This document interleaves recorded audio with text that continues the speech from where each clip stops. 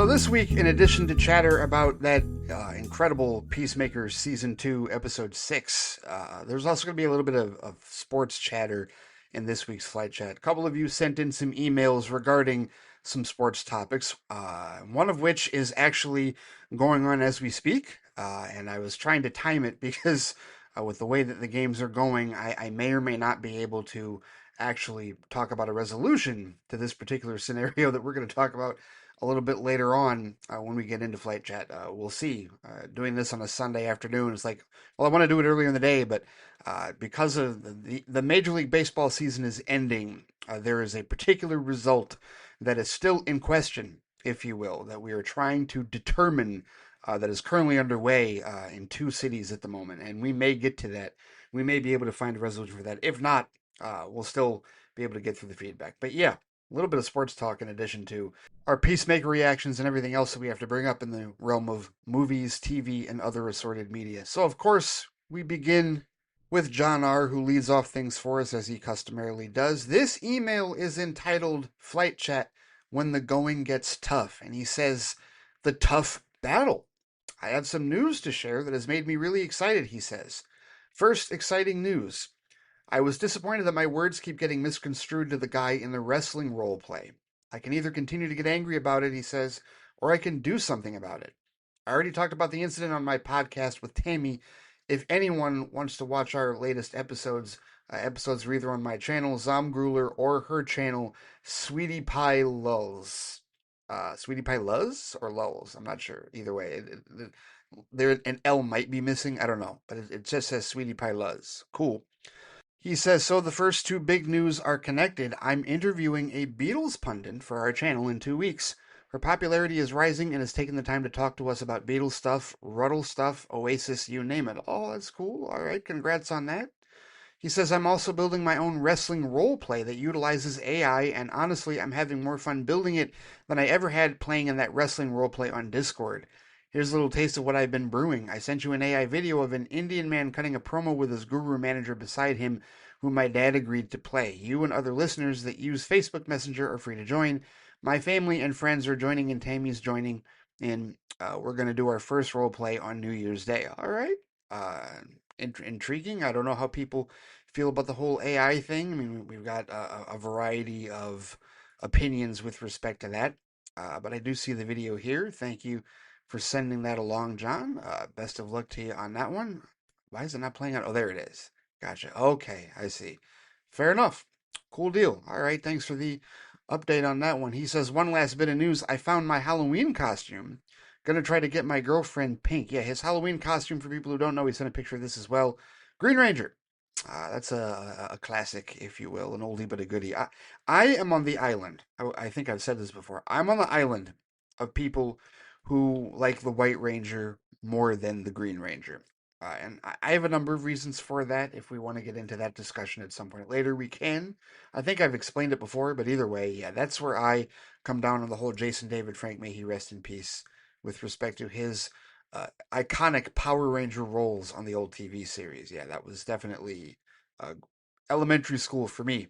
I grew up with that, with all that stuff, and the expensive Zords that I never had, but my friends had, and like I would borrow over the weekend. So yeah, cool deal. All right, fair enough. He says, okay. Now here's only two questions. I might be too busy playing WWE 2K and Donkey Kong Bonanza to send a second email this week, barring some breaking news. Yeah, there hasn't been any, and I don't think there is a second email now that I can see. So here we go. Question one. He says James Gunn offers you a role to direct a DC movie, but he picks the film for you to do, Young Justice, and hires me as screenwriter. My team. Number one, Tim Drake, Red Robin. I'm not a fan of Tim and Damian sharing the mantle of Robin in the current comic books. Plus, if James is going for Kingdom Come as inspiration, then Red Robin is the way to go. Is he? Do we know for certain that Kingdom Come is his inspiration? Like, did he say that overarching? Did I miss an interview, or are we just gleaning that because of the Superman logo? I don't know. Not sure about that one. Can't say I have all the info on that. Number two, Connor Kent Connell Superboy. It makes sense to include him as he was the only original member to be both a founding member of the Peter David inaugural comic series and was also a founder in the cartoon. Number three, Impulse, Bart Allen. Depending on who the main Flash is in the DCU, he says he can start off as Impulse and eventually become Kid Flash. Number four, Cassie Sandsmark, Wonder Girl. Correct me if I'm wrong, but it's insane to me that out of the four core team members, Cassie, I don't believe, has ever had a live action version. I'm not the one to ask that question. Someone else can either verify or confirm or deny that with respect to John's question. He says Bart and Connor were in Smallville. Connor and Tim were on Titans, but she is long overdue for this. So, yes, I would walk away from the project if she wasn't included. Okay. Number five, Natasha Irons, Lady Steel, John Henry Irons, Steele's niece. I don't remember exactly what team she's been on, but I do remember in the original DCAU plans that Tim's Robin, pardon me, Bart's Impulse, and her were going to be junior members of the league. Animation of this exists on a Justice League bonus DVD. Natasha lately, last thing we saw her in, she was John Henry's daughter in Superman and Lois, if I remember correctly. I'm imagining this is the same Natasha, or at least a variant of that, right? Number six, I might include Mia Dearden, he says, as either Arrowette or Speedy, depending on if Green Arrow is in the league or not. Not sure if I want to incorporate her HIV story. I'd leave that up to you. Okay, so I'm directing this and you're writing this. James Gunn has commissioned the both of us to do it. Okay, I think I'm understanding the situation here. I don't know. I've heard the name Mia Dearden, but obviously Speedy. I mean, that's what that's his sister. That's Oliver's sister, played by Willa Holland in Arrow, and I know that Roy Harper, I think, was also Speedy, or named Speedy at one point, if I'm not mistaken, in the comics, and also in Young Justice, I believe, the actual Young Justice animated series. Seven, Slobo slash Lobo Jr.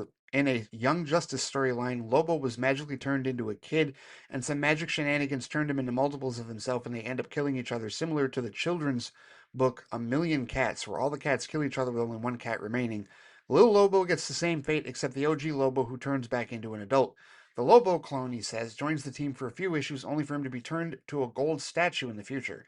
I have no idea if he ever got out of that situation or not. I would imagine his origin would have to change, so I don't see Momoa doing something silly like that. Then again, he was in Minecraft, so a straight up adaptation would make for a fun movie. Number eight, Neil Frankenstein, young Frankenstein, Eric's illegitimate son, who was conceived when he was drunk and thought a lady dressed as the bride was the actual bride. When Eric found out it wasn't actually her, he disowned his son, and yes, it's a pun on Neil Young, just like young Neil in Scott Pilgrim. All right. I'm making up this origin, he says, but there actually was a young Frankenstein character that was briefly on the Teen Titans, and I thought he would make a funny addition, perhaps tying back to Creature Commandos. And finally, he says, number nine, Aqualad. This is a big cast. Jackson Hyde. I think I might change his name to Aquaboy, he says. I don't know anyone who still has the term lad to refer to a boy in 2025. Curious to know your take. Either him or Tim would be leader. Others I considered but opted not to include. Teen Lantern A, junior member of the Green Lantern Corps. I have no idea what her backstory is. She's in the newer comics. Plus, we have a lot of Lanterns already. Empress slash Anita Fight, an assassin that joined the team later on. I think she could be an antagonist turned team member in a sequel. And the Wonder Twins, he says. Too goofy. They're probably in their 20s. He says, I think I'd just do an adaptation of the Slobo story. Just wouldn't do the little Lobo clones killing each other. Or if I did, I'd limit it to four because it would be too similar to Deadpool and Wolverine killing all the other Deadpools. I'd also have the enemy be a big threat, but not someone who would be up for a big team who would be for a big team up. Mongol seems to be the best solution. However, if he's the big baddie in Man of Tomorrow, then I'd have to introduce someone that's in space that pissed off Lobo to have him shrunk down into a kid.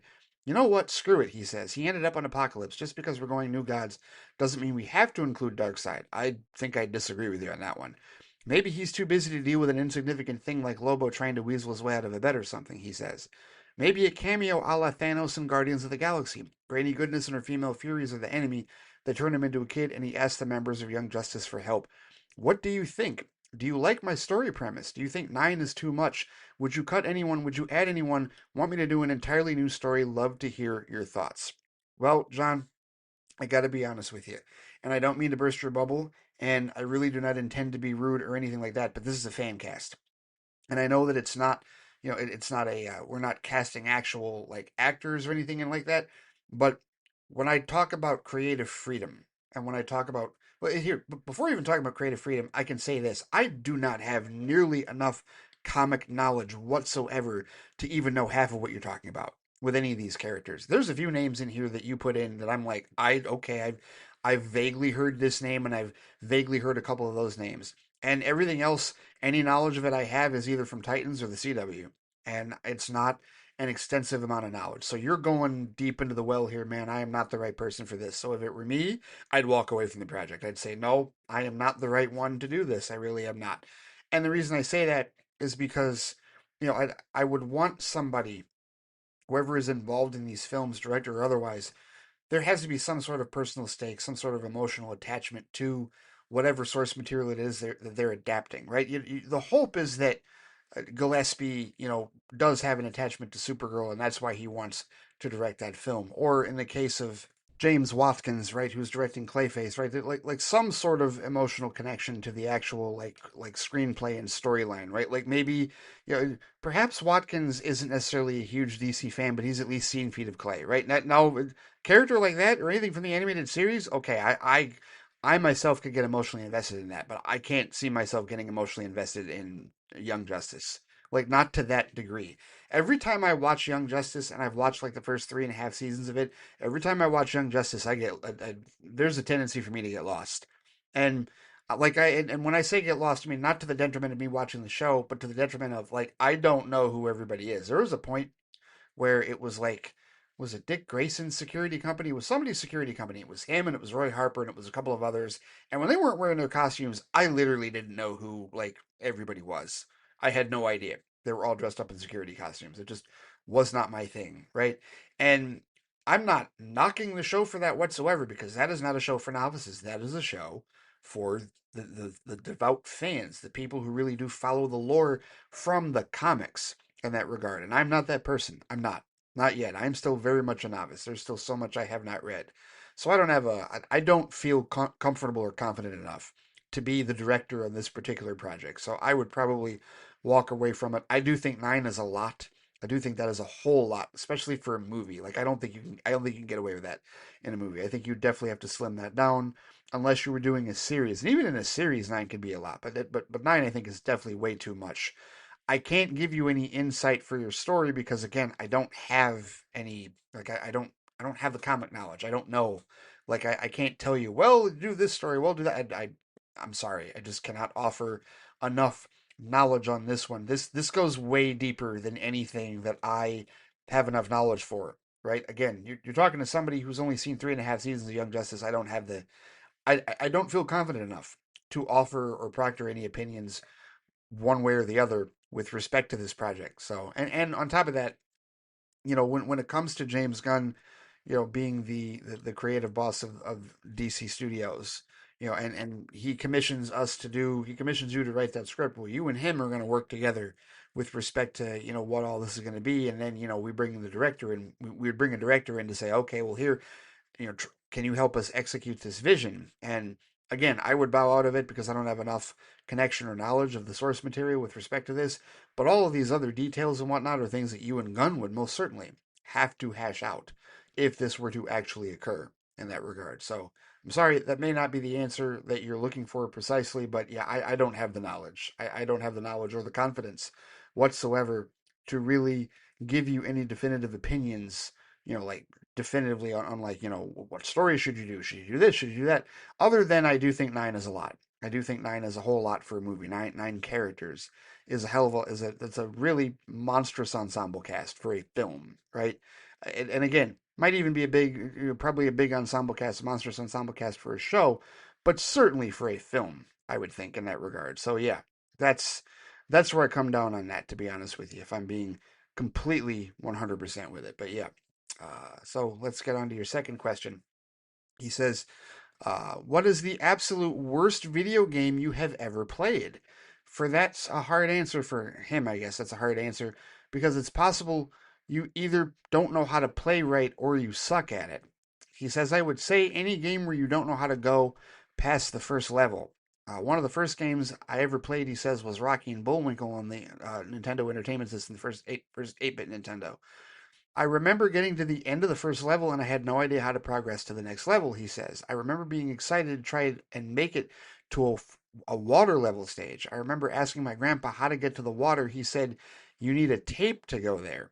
I don't know if he meant Game Genie or if you put a VHS of Rocky and Bullwinkle in the VCR and you magically get there. Honestly, that would be pretty cool if a game ever did that. I don't know if that's the worst game I ever played, he says, but I was four, and I remember that was the first time being disappointed by a game.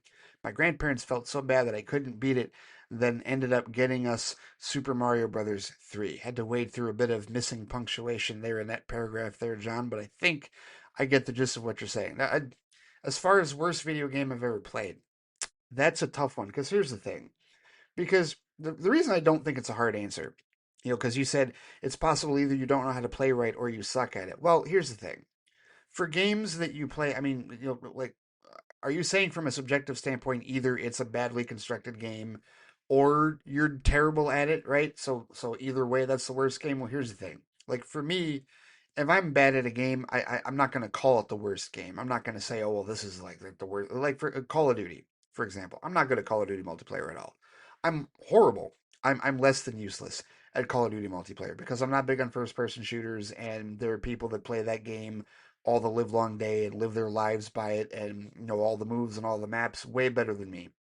But I'm not going to call it a horrible game. I'm not going to call it the worst game I've ever played just because I'm not good at it. I feel like that's a cheap thing to say. Like if you say this game is the worst I've ever played because I'm terrible at it, well, that's just because you're not good at it. There's plenty of other games that you can be good at, that you have the opportunity to be good at, without having to drop trowel on this particular game, whatever it is, right? I don't like first person shooters. I do not.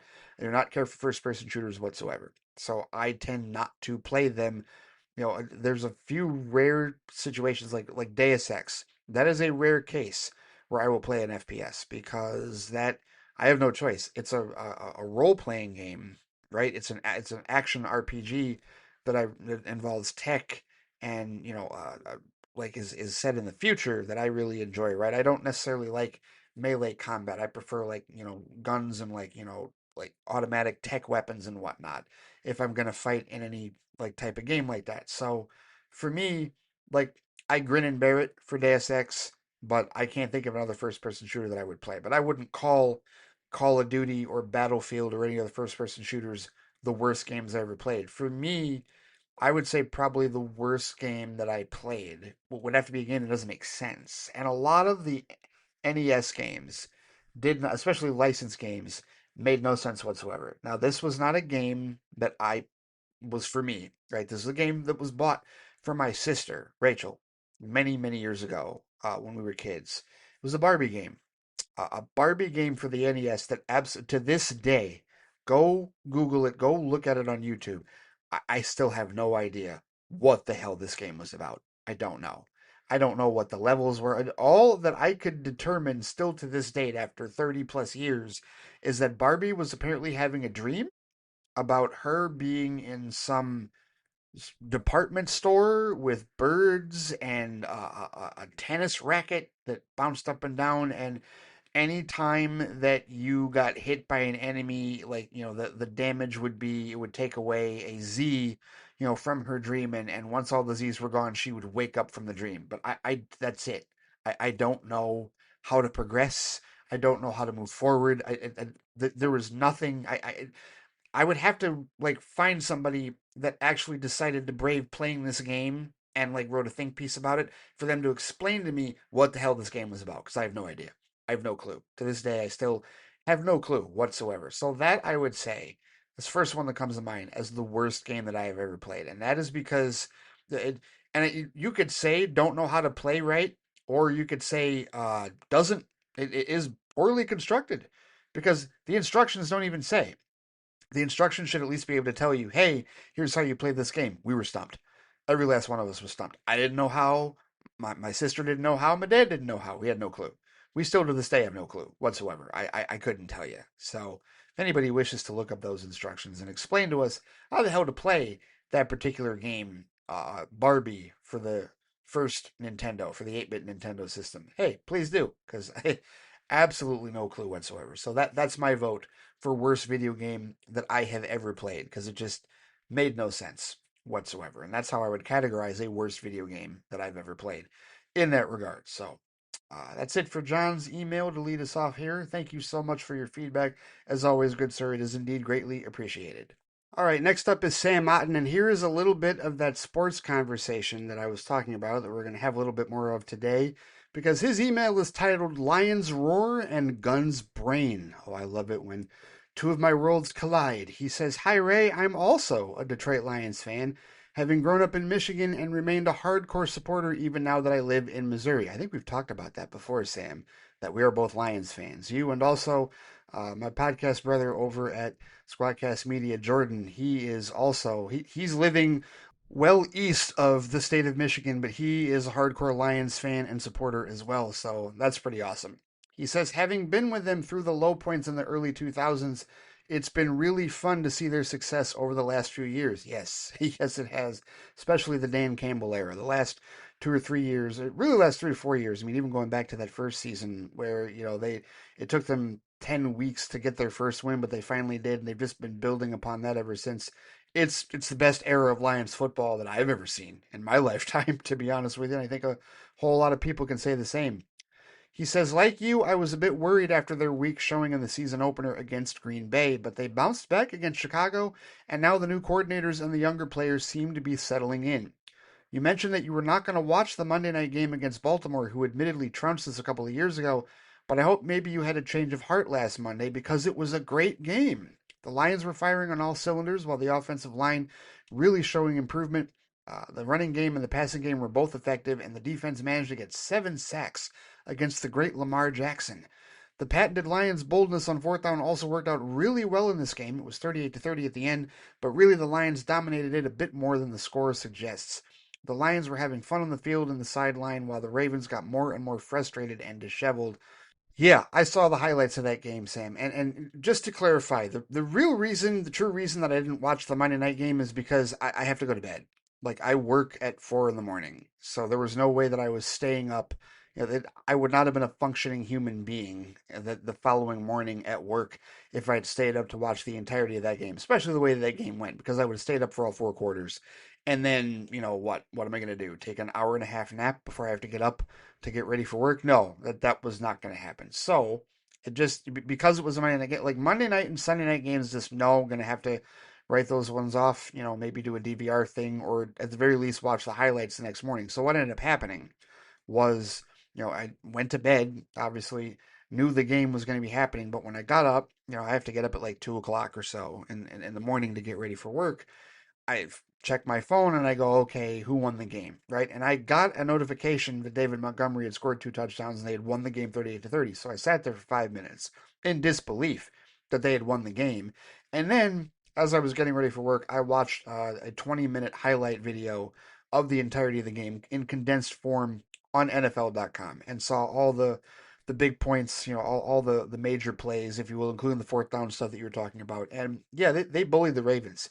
They absolutely bullied the Baltimore Ravens to sack Lamar Jackson 7 times. I mean, I really did not know where the pass rush was going to come from with this team because they didn't make any moves in the offseason to secure another pass rusher and to go opposite of Aiden Hutchinson. They let Micah Parsons go to Green Bay, which I didn't like that. They didn't do anything to get Max Crosby. He stayed in Las Vegas. Trey Hendrickson is still toiling in Cincinnati, and the Bengals are about to fall off a cliff because Joe Burrow is hurt again. So, but there's just been this like flat out like dismissal that there's an issue on the defensive line. And that was frustrating, especially after that Green Bay game. But the to put on the clinic that they did and to scheme the game the way they did against the Ravens definitely gives you hope. Definitely says, okay, maybe these new coordinators can get it done, right? And that was the other big question, right? How much are the Lions going to miss Ben Johnson as offensive coordinator and Aaron Glenn as defensive coordinator? Well, so far through 4 games, and I'm counting today's game against Cleveland that they won 34 to 10. So far through 4 games, not much at all, because and this was a perfect opportunity for them to have a trap game, a getaway game. This happened to Green Bay a week ago, Sam. A week ago, Green Bay, who threw us down a flight of stairs in week one, they were up 10-0 in the fourth quarter on Cleveland at Cleveland, and I'm like, why is this game only 10-0? The Browns come all the way back, winning a game-winning field goal, and beat Cleveland, and that's the nature of the NFL, right? On any given Sunday, it doesn't matter how bad your record is or how great your record is, you can get tagged with a loss, and that happened today. The New York Giants, The New York Giants have looked absolutely putrid for the first 3 weeks of the season. Today, they start Jackson Dart, and even though he got hobbled, and even though they lost Malik Neighbors for the year, one of their top wide receivers, to an ACL, they beat the undefeated LA Chargers today at home. So that's it, any given Sunday really does apply in the NFL. It really does in that regard. The Vikings have been up and down, right? They came back and beat Chicago, and then they couldn't, score more than two field goals against Atlanta at home, right? They, absolutely myrtleize. Who was it last week? Cincinnati? Was it Cincinnati that they did, or who? They destroyed somebody last week. I'm trying to remember who it was. I'm looking down at the screen. Yeah, it was Cincinnati, right? They throw Cincinnati down an elevator shaft last week, and then they get punked overseas today by Pittsburgh, who's now 3-1, right? So on any given Sunday, who knows who can win and who can lose. And so it's great that the Lions, through the first month of the season, are 3-1. We were talking about like going into the season, we said, hey, can you be 2-2? Can you weather the storm? Right? Can you just get out of the gate? Because we were all expecting Baltimore was going to be a loss. We didn't know how they were going to play against the Packers, especially with Micah Parsons being there. We just weren't certain. We also, people fearful of what Ben Johnson's offense was going to do and how many trick plays he was going to pull out of his ass, being the head coach of the Bears. And yeah, for them to be 3-1 and to win their last three games pretty convincingly, because you're right, the score of that Ravens game, was closer than the actual game was. They punked the Ravens, they bullied the Ravens on national television at night in their house. It was fantastic. They had Derrick Henry doing some stupid little, throwing his temper tantrum after the fumble where he like collapsed on the bench, and fell all over himself. Yeah, it was phenomenal. And the fact that they did not allow today to be a trap game for them, the fact that they took care of business, as sloppy as it may have been at times, to beat Cleveland by 24, right? That's the team that beat the Packers a week ago, right? That particular Cleveland Browns team, was just making a tour through the NFC North, by the way, right? Because they played the Packers last week, they played the Lions today. They're going to London to play Minnesota next week, right? So they're in a good spot. They really are in a good spot. The Lions are, and I hear you on this next one. You said I still don't think we'll get 15 wins again this year because that was an incredible achievement last year. But I think 12 or more wins is possible, and I would be very happy with 12 wins rather than 15 wins if we can have a healthier roster by the end of the season. Yeah, I completely agree. 100% with you on all that. My prediction going to 15 wins is, I mean, that was such a miraculous thing to happen. And you just don't do that on a consistent basis, especially in the NFL. So no, 15 wins, absolutely not. But my prediction going into the season was 11-6. And I think after the Baltimore win, and certainly after today, I could be inclined to move that up to 12-5. I could. Most certainly I could, because they won one of the games I thought was going to be a guaranteed loss. They have such a tough road schedule with like every elite mobile quarterback in the league. They just dealt with Lamar Jackson. They're going to have to go to Arrowhead and play Patrick Mahomes, who currently are losing to the Ravens right now after one quarter, but it's only one quarter. There's still 3 quarters of game left at Arrowhead, right?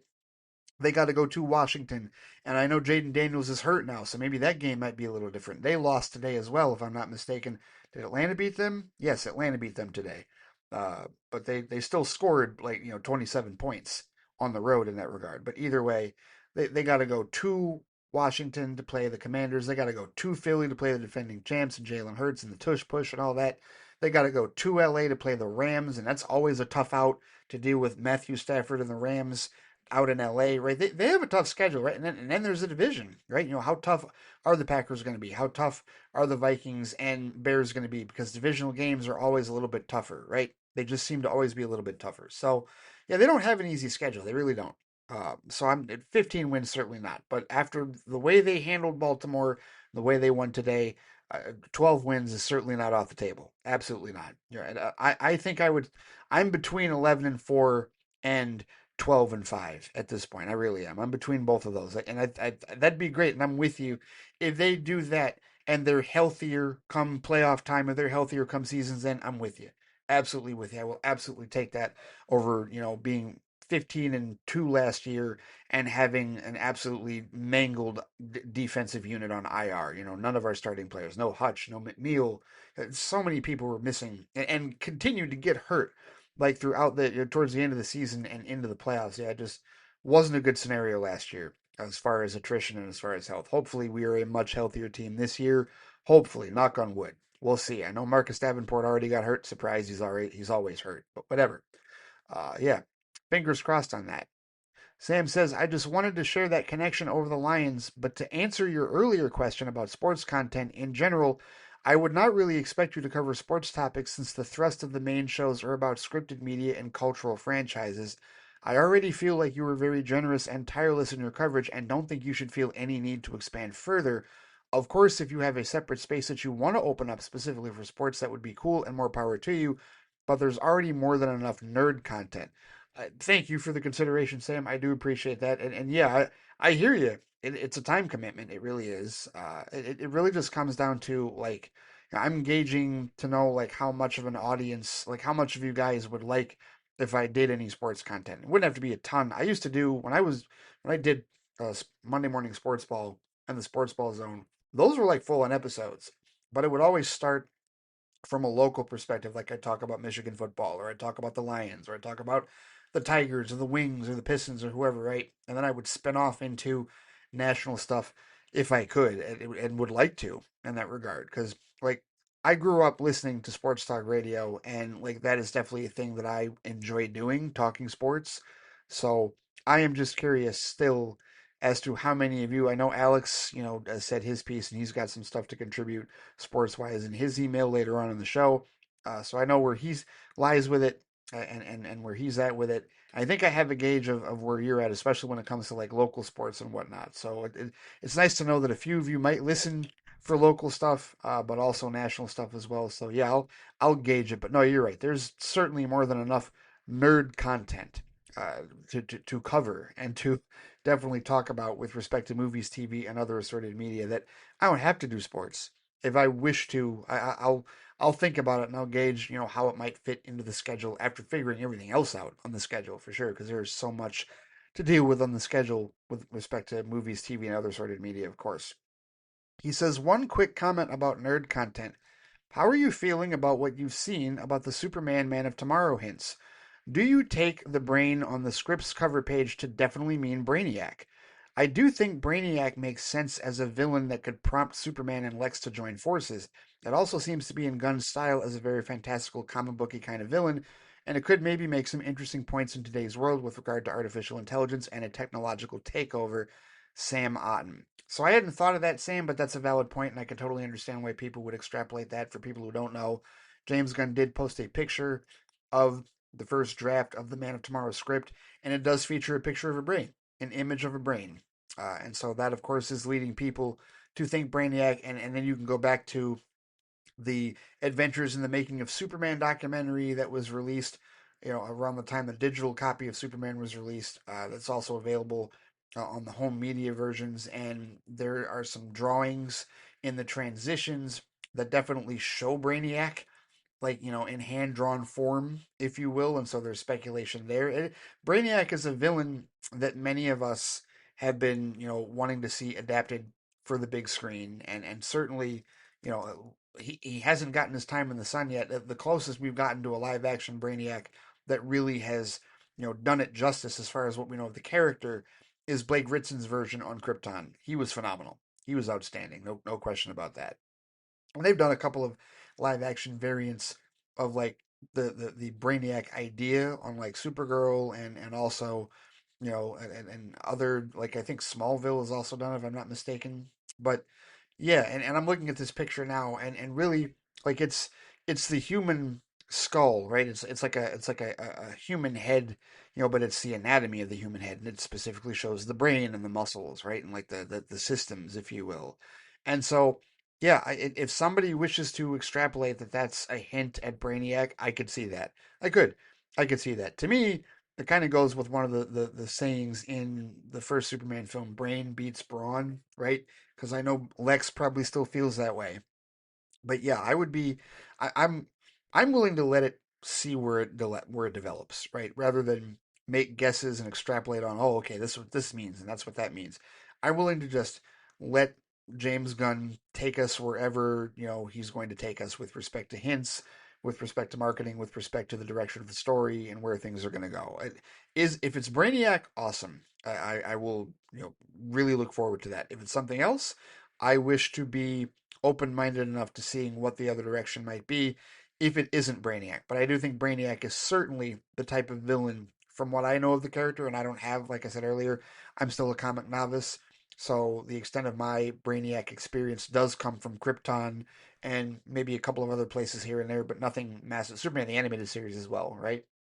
But from what I know of the character, yes, that would certainly be a character that would challenge both the brains of Lex Luthor and the brawn of Superman, right? So yeah, definitely, I think it makes sense. We'll see how it goes. Most certainly makes sense. But there was also a thing. Dave brought this up because you mentioned that it seems to be in gun style as a very fantastical comic booky kind of villain. And Dave said, Dave the film junkie, he said that there was an interview recently. It might have been the Tom Segura interview, but there was one of these interviews recently that Gunn did where he said Man of Tomorrow was going to be less comic booky than Superman, and I think that's intriguing because I think that there are people that might be expecting a crazy amount of comic booky stuff going forward with the DCU, and he may take a more grounded approach with respect to Man of Tomorrow. But grounded, we also have to remember, it doesn't mean, he's going to go Christopher Nolan on it. It doesn't mean he's going to go even Zack Snyder with it. What it means is he has established a baseline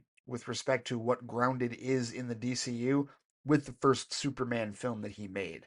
Like he went off the rails and he gave us Superman, and floating in a river of protons while trying to save a baby. As he's getting sucked into a black hole while his flying dog and Metamorpho are trying to help save him, right? Like that's our baseline for what the DCU has, right? So it's no holds barred. There's really nothing, that restricts. There's nothing off the table, right? Aliens are on the table, magic's on the table, mutants are on the table, right? Or metahumans, I should say, are on the table, not mutants, but right? Like there's nothing that's off the table in the DCU. So when he talks about making a more grounded Man of Tomorrow film, I think more grounded in the DCU is still quite fantastical and quite comic booky in that regard. But maybe he's talking about the story and some of the other personifications and what it's really going to be, especially with respect to the conflict, involving Superman and Lex and whoever in theory, the third villain is. Because I do believe, based on the images that we saw when Man of Tomorrow was announced, I do believe it's going to be a team up, a reluctant team up where Lex and Superman have to join forces against a greater evil, and then maybe Lex will get his double cross in later, or maybe he'll get exonerated, and all of a sudden that will lead to another public battle where Superman doesn't trust Lex, but the world does. Like he's in our good graces now because he did this and helped Superman do that, and then come on, Superman, have a heart, that type of thing. I could totally see that being the case, but we'll just have to wait and see. We know production on that is going to start late this year, early next year. They're going to start filming next year, and they got a July 9th, 2027 release date to hit. So hey, here's hoping. Fingers crossed. And we'll see what next year in the DCU brings as well, as far as the progression for that and how the franchise evolves from what we've seen so far here through Creature Commandos, through Superman, and into Peacemaker season 2. But thank you as always, Sam, for the feedback. Greatly appreciated. And thank you for the sports contribution. Go Lions.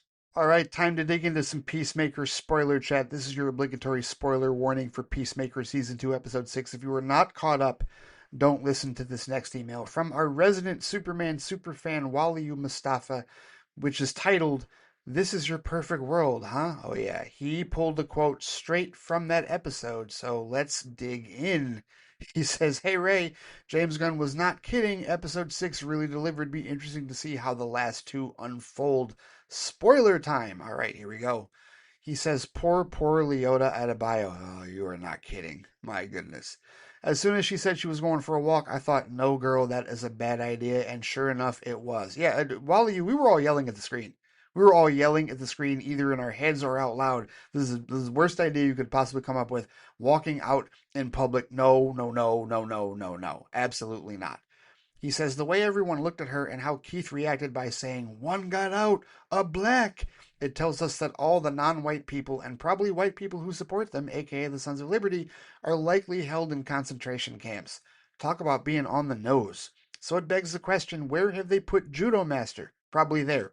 And we're thinking, our speculation that we were talking about at Vodka Stream the other night is that, yeah, they're going to have to go into one of these concentration camps and rescue Judo Master if he hasn't already taken some of them out anyway. And that, I think there's also that possibility that, he can hold his own and he might be like, already part of the Sons of Liberty, and maybe vigilante. The speculation that the vigilantes are going to have to pair up and go deal with the situation and possibly rescue him. And yeah, he might join the Sons of Liberty. That might just become part of what ends up happening going forward. And sure enough, with respect to Vigilante, Wally says, then we find out Vigilante 2 hates Peacemaker and is his arch nemesis, and for good reason.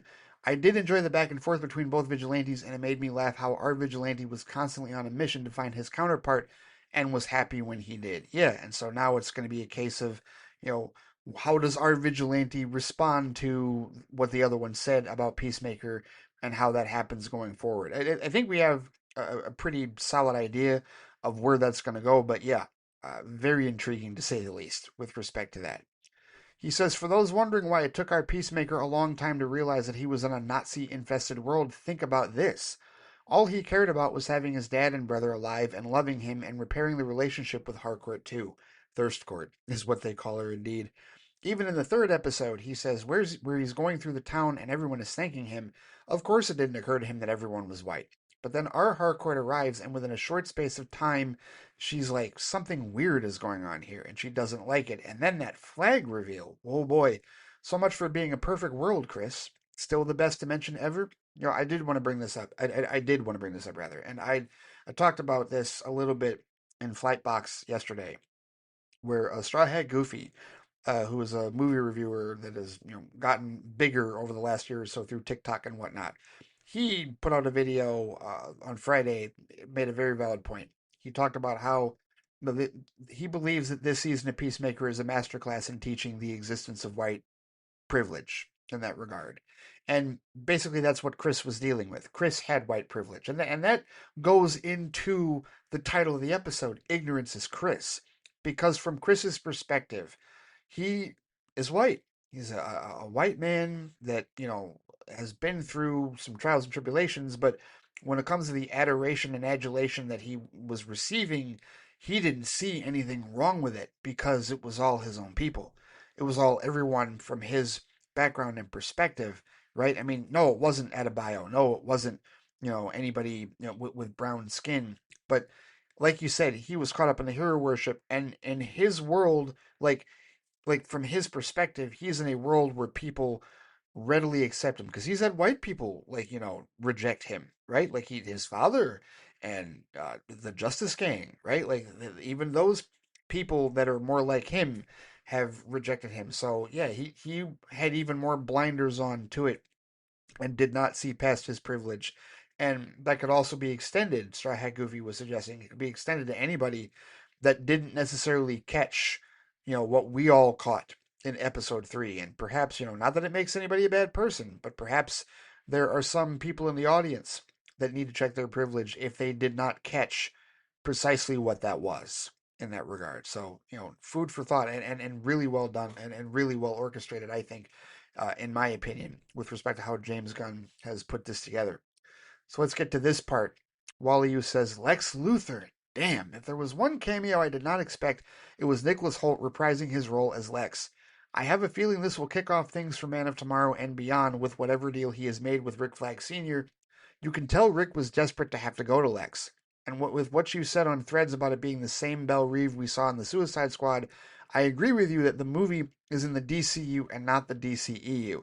It fits perfectly, and I'm loving the connective tissues we've had so far between the Suicide Squad, Creature Commandos, Peacemaker, and Superman. Yeah, I mean, if people want to be technical about it, you can, of course, technically, because of when it was released and the fact that the DCU plan had not been enacted, DCU Studios didn't exist.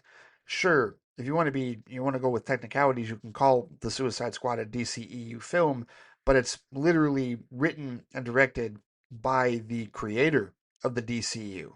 And he's even said, like James Gunn has said this. I forget where he said this, but I quoted this like a few weeks ago. He has said that he wasn't given guidance or like, limitations on what he could do, not only with that movie, but also with Peacemaker Season 1. So really, even Peacemaker Season 1 is also more of DCU than it is of, the DCEU in that regard. The Justice League thing and the whole thing with Aquaman, I mean, all that can be changed and all that can be retconned if necessary. in that regard. But that's the most that you would have to change. Rewatching the Suicide Squad, there's nothing you have to change. Nothing.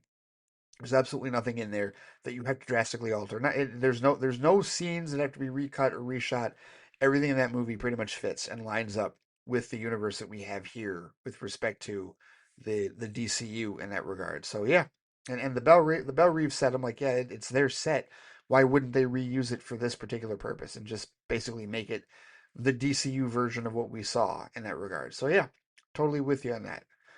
He says, so now that we've seen Lex on the show, I guess we should expect Superman and maybe a certain Harley? I mean, who knows? We could be wrong again because I was not expecting Lex at all.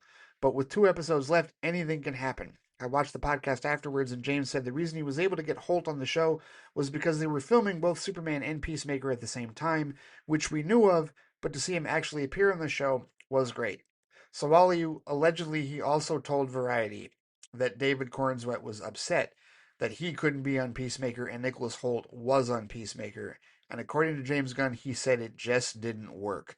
Now, I am hoping that James Gunn is lying and or kidding around and that we will see Superman in one of these last 2 episodes. I am hoping for that.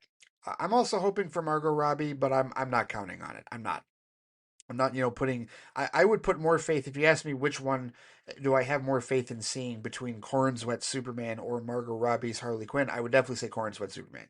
Certainly, we have more of a chance. He's already been referenced. He's already been talked about in this show, so it would be a natural progression to see him in one of these last 2 episodes, as opposed to Margot Robbie's Harley Quinn, which that's my dark horse hope. I'm still crossing my fingers hoping for that one, but I'm not counting on it. And I'm not necessarily counting on Cornsweat either, but I definitely have more confidence that Cornsweat Superman would show up than her Harley Quinn. But hey, I would love to see them both. If both of them had, I will be absolutely elated if that were to occur. Seriously, that's my best case scenario for like cameos in the last 2 episodes. If it was both of them, but we'll see. We'll see how it goes. We're gonna get some more cameos. Just a question of who, and just a question of hearing how it all worked out with respect to that. He says, let's talk spoilers on social media. I have listened to your latest episode of Friday Flight. That was on Patreon, where I talked about the spoiler moratorium that definitely does not exist for Peacemaker. He says, I too can't watch the show until Friday night after the kids have gone to bed. I was able to dodge spoilers because I didn't log onto threads all day. I was on Facebook and Insta, but even those were for a total of 20 minutes. I saw someone had posted they had been spoiled, and I reposted saying how I stayed off threads for the whole day. I also said it would be nice if people use the spoiler features more, and I did see a fair number of people who did, including pics, so it can be done. But some people can be jerks for the sake of it, and that's when the fun gets ruined. I do also remember being spoiled by Grant Gustin about Ezra Miller's appearance on Crisis on Infinite Earths on the CW, and I was pissed, he says. Yes, you could say it was my fault, but up until then, he never posted anything spoilery until a few days later. So why change after this one? Anyway, I am past it, he says. Another thing that people should do besides staying away from social media, try and mute as many words as possible associated with the show or movie you don't want to be spoiled on. I know it can be tedious, he says, but if you want to scroll and whatnot, that's what you will have to do. Otherwise, just stay offline until you have consumed the media. I mean, even now as I'm writing this, I can see the official DC account on Threads posted the interaction between Flag Sr. and Lex. So if people still have not watched the episode, I feel sorry for them. Yeah, Wally, there was a DC account. It wasn't the DC official account, but there was another DC, like a DCU media account, that posted the entire conversation between Lex and Flag on Threads. I have watched just that conversation about 15 times. I have. Most certainly I have. Because it's there, right? And I will tell you that if I had known about that beforehand, I would have been livid. I would have calmed down as best as I could, but I would have been livid to have that surprise robbed from me because I couldn't stay off of social media. And that's what it's going to come down to. Our own personal constitution, our own personal willpower to stay off of social media until we have seen the thing that could possibly get spoiled for us in that regard. And yeah, I used to take that stance of we shouldn't have to do that, and it's still something that we necessarily shouldn't have to do, but we're going to have to do it because there are people out there, whether they mean to be malicious or not, that just want to talk about stuff and they don't think to use the spoiler tags. And yes, that can be inconsiderate of them, but by the same token, in their circles, in their echo chambers, because that's all social media is a series of echo chambers. Their people are okay with it, right? At least the people that they're talking to, the people that they know have seen the episode along with them at the same time, and they can have those conversations. So yeah, for the next 2 weeks, this week and next week, that moratorium starts Thursday night.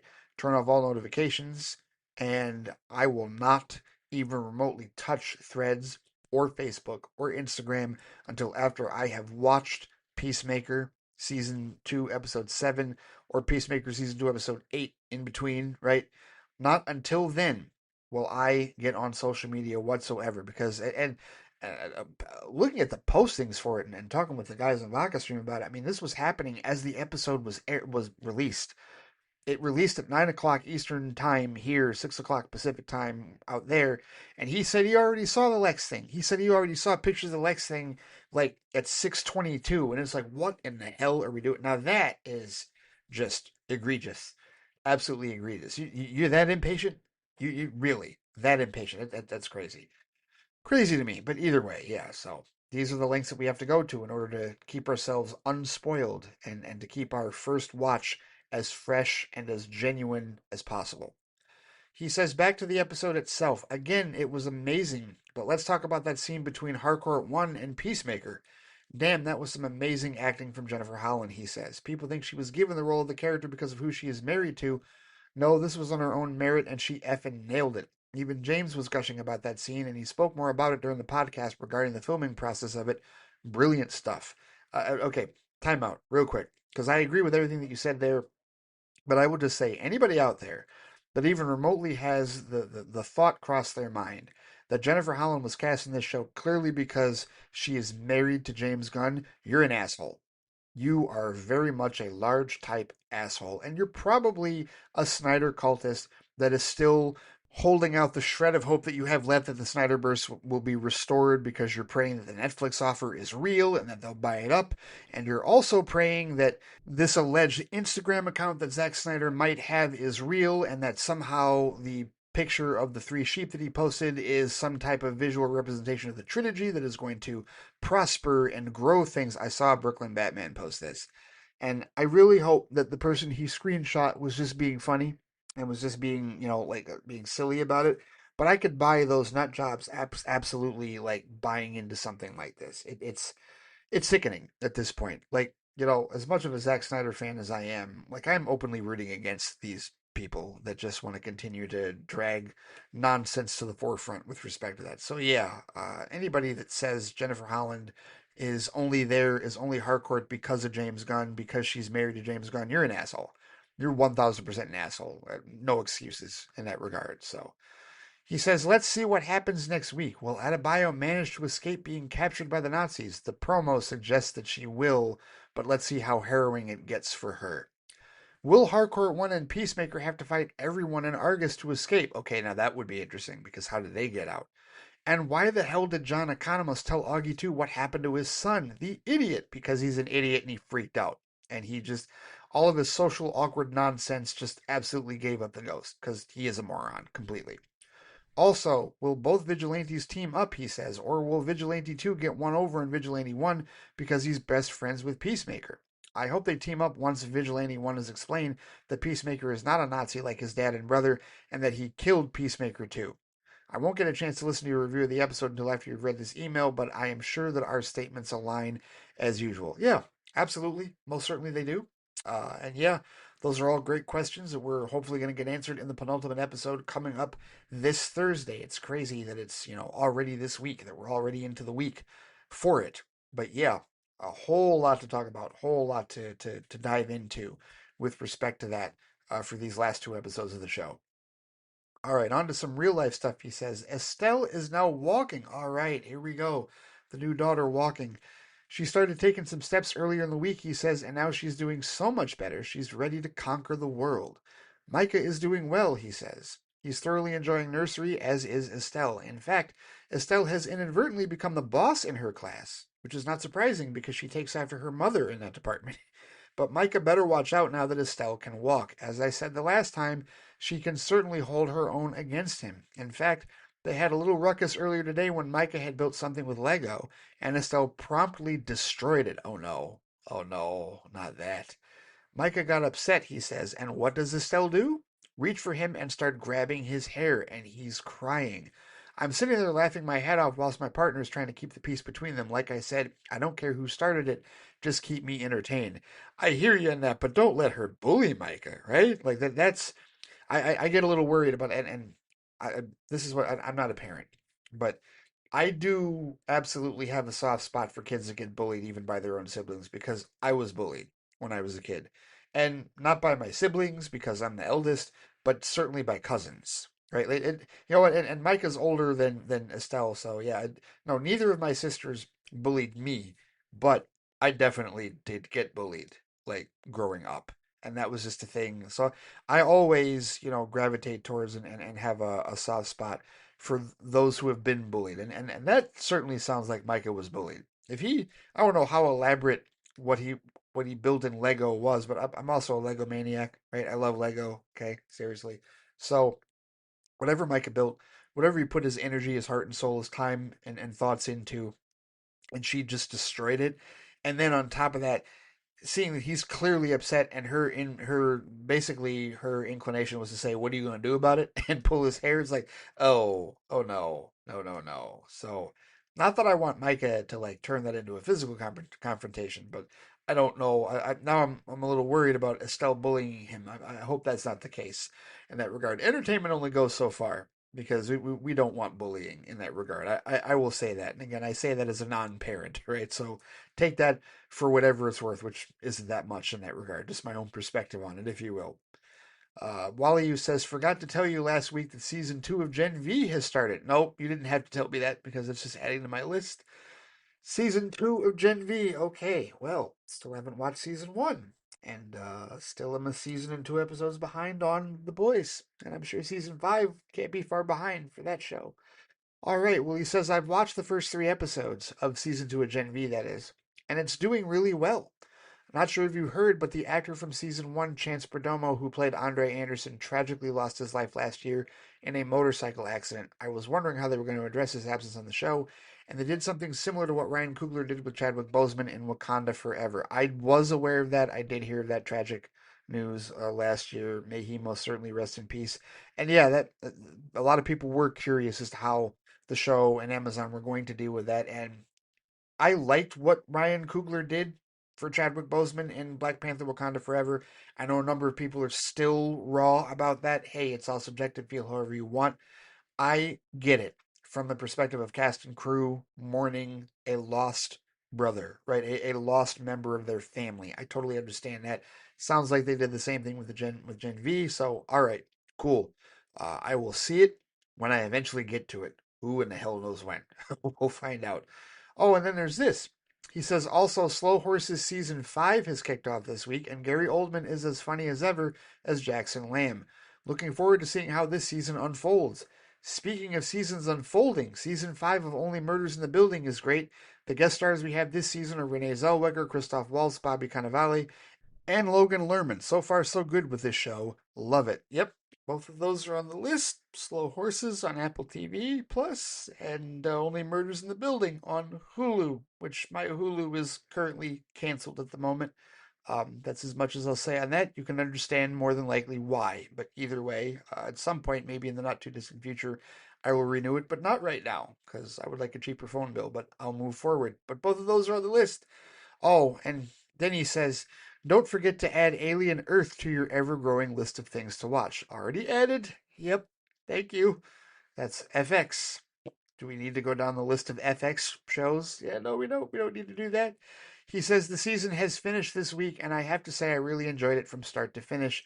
We're just waiting to hear if there will be a season 2, and with how it ended, you would expect there would be. Oh, sure. Wouldn't surprise me. I mean, they got a franchise on their hands. They already had a franchise with Alien, and sure, they would love to expand that, especially, for anything involving television for a long play. So yeah, Alien Earth, yep, also on the list. So cool. Updates on 3 to 4 shows that I have. I don't know when I'm gonna watch any of them. Man, I need time. I need more time. Seriously, how can I do this while also working a full-time job with crazy hours? I don't know. Got to figure it out though. He says, I guess that'll do it for me. As always, take care and give my best to Shonda and tell her congrats on her major. I think you said she had done her major, unless I misheard, her master's. She did finish her master's, yes, and I will extend congratulations. Or is it called major over there? Is it different? Maybe it is. It probably is different. I more than likely. We're probably saying the same thing, while you. I will definitely extend the congratulations to her. He said, Sorry, I was listening to the Friday Flight episode at double speed given how late it is here and I'm off to bed soon. Sometimes being a night owl sucks, especially when you have kids, but that's the thing with me. I need to have my own time to myself, and that can only be done when everyone has gone to bed. Anyway, I have rambled long enough. Speak to you soon, and you and Shonda enjoy your week. Thank you, Wally Mustafa. Wally, as always, thank you for the kind thoughts and the good sentiments. I will pass those on. You have a great rest of the week as well, good sir, and we'll talk to you soon. All right, so next up we have Alex De Silva, and I have to say, he did this on purpose. He's chosen violence, absolute violence, with the title of his email today.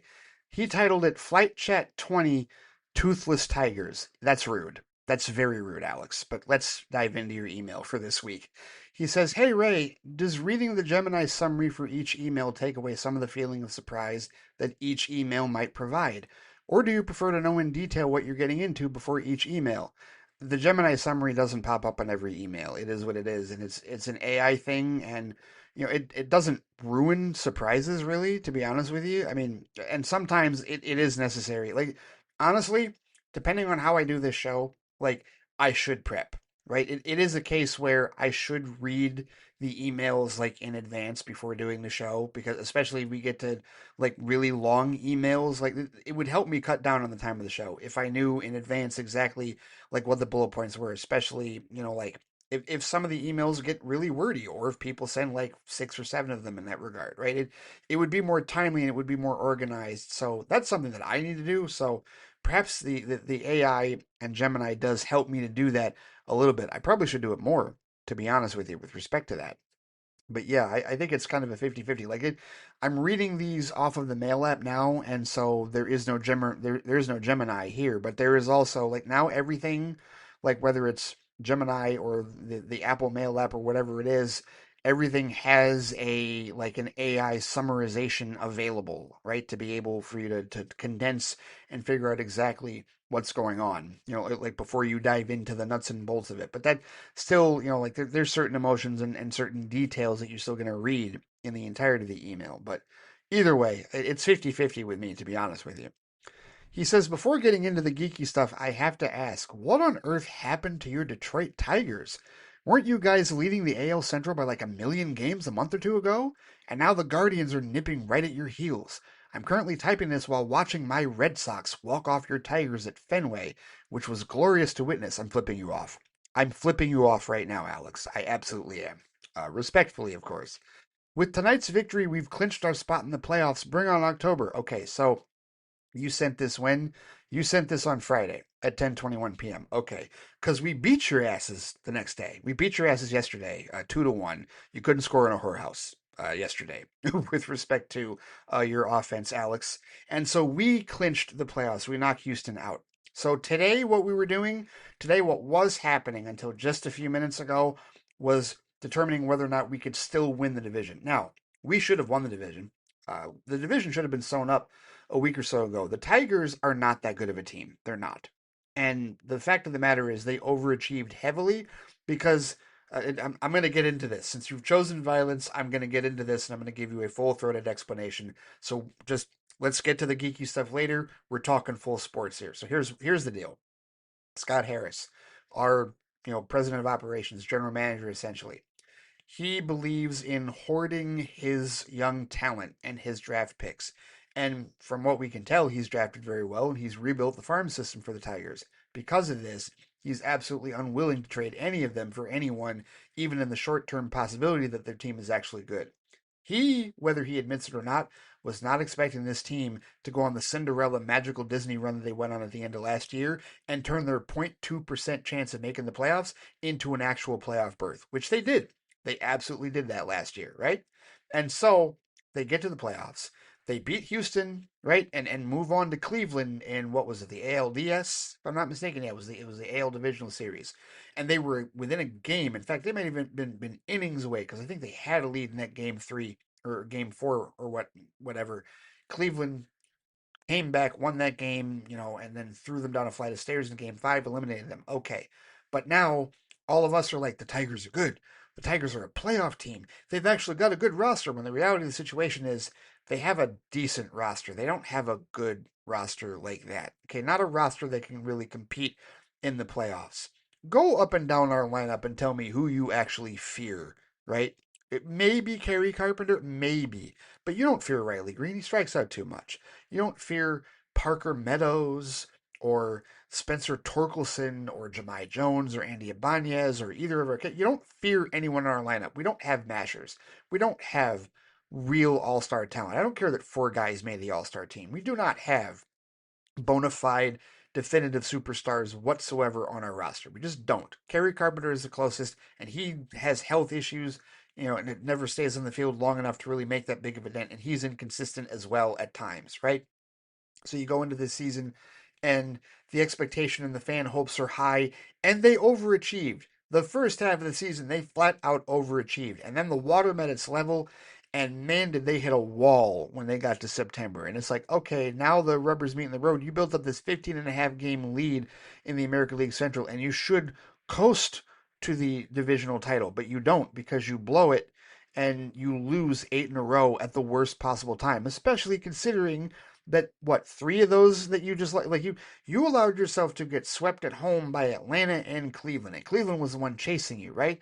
And so then you get to the situation where they take the division over, but you manage to maintain a tie record wise because you won the last game of that series and broke your stupid ass 8 game losing streak. And then it comes down to this last series against the Red Sox. Now, did they win yesterday to clinch a playoff spot, knock Houston out? Yes, they did. But they needed, because of their difficulty, because they're ridiculous. They just won one more game against the stupid Braves. They just won one more game against Cleveland. They just won. They didn't have 1 or 2 more wins, right? If it was a 6 game or a 7 game losing streak, then it wouldn't have mattered today that they just lost the division because they lost to your stupid Red Sox again today, 4-3. And again, leaving men on base because they're not a good lineup, right? They had a 3-1 lead, but Javi Baez's home run to go up 3-1 over the Green Monster, that was all that they could muster. That was it, right? And this is the problem with them. They do not have a roster built for the postseason. They do not have a roster built for sustained success. And Scott Harris did absolutely nothing to add to that roster. Did not go and get any. Like, he went and got pitchers. He went and got a couple of players here and there, but they all suck. And most of them are not even on this roster anymore. The dude that started today, Chris Paddock, they had to move him to the bullpen because he was a gas can his first couple of outings. Jack Flaherty was a gas can, hit or miss, hot and cold. He'd pitch well on some nights against better competition, then absolutely give up 8 runs on 4 innings against crappy teams, the Royals or the White Sox, right? Like, it made no sense. This team is not that good. This team is not that good. They're going to do jack and shit in the playoffs, if I'm being honest with you. The fact that they made the playoffs is like, okay, fine, whatever. But the fact of the matter is, Scott Harris wasn't expecting this team to actually be good. What he's holding out for is he's holding out for all of the youngins, all of the youth that's in the farm system to bring them up, and then that's going to be the team that wins. And that's when he's actually going to invest in things. And I know he tried to get Lance Bregman, and Bregman turned them down. That was it, though. That was legitimately it. And if we're going to give him credit for that, okay, but he deserves all manner of scorn for doing nothing at the trade deadline to try and win with the roster that he has currently constructed in terms of just waiting for the future. He does not value, in my opinion, the roster that he has and the potential. If they added 1 or 2, right? And we're not even talking like massive bats, right? It's not like they got to go out and try and make a massive trade to get somebody.